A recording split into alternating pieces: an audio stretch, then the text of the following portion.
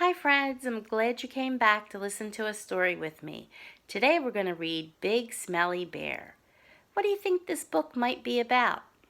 Well, let's see if you're right. Big Smelly Bear never washed. Big Smelly Bear never brushed. Big Smelly Bear never took a bath. Big Smelly Bear was followed by a big smelly stink wherever he went. Flies buzzed all around him, but they were the only ones that ever came close.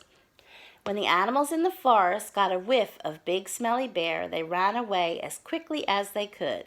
None of this seemed to bother Big Smelly Bear, but sometimes he did think that it would be nice to have a friend.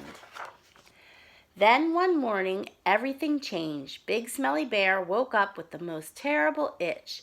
He tried to scratch his back with his paw, but he couldn't reach. He tried rolling on the ground in the dirt, but that didn't stop the itching either. Big Smelly Bear was itchier and dustier than ever. He tried scratching his back with a tree branch, but that made the itch even itchier. He tried rubbing his back against the trunk of an old tree, but that didn't help at all. "I would scratch your back for you," said a voice from above, "but you are much too smelly." Big Smelly Bear looked up and saw a big fluffy bear sitting in some branches. Big Fluffy Bear smiled at Big Smelly Bear. "Why don't you take a bath?" asked Big Fluffy Bear. "Then you wouldn't itch or smell." "Because I don't need a bath," replied Big Smelly Bear. "Yes, you do," said Big Fluffy Bear. "No, I don't," said Big Smelly Bear. "Yes, you do," growled Big Fluffy Bear. "No, I do not," growled Big Smelly Bear back. "Yes, you do," cried Big Fluffy Bear. "No, I do not," shouted Big Smelly Bear.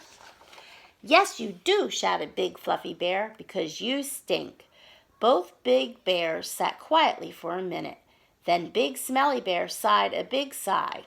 "Oh, all right," he said, and he stomped off grumpily down the hill to the pond. When Big Smelly Bear got out of the pond, he shook the water from his big body. Big Fluffy Bear jumped down from the tree and sniffed. "There," she said, "that's much better. Now you smell all clean." And she scratched his back for him. The itch was gone. Big Smelly Bear sighed. "Thank you," he said. Then he gave Big Fluffy Bear's back a little scratch too. "I'm not going to take any more baths," said Big Smelly Bear. Big Fluffy Bear smiled, and the two big bears had a little bear hug. Big Smelly Bear liked Big Fluffy Bear very much, even though he said he'd never bathe again. Sometimes, late at night, he would wander down to the big pond. And can you guess what he was doing? The end.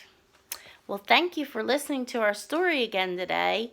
Maybe you would like to draw a picture of a bear, and when you're done drawing it, you can save it to bring back to school when we start back up again. Goodbye, and I'll see you tomorrow.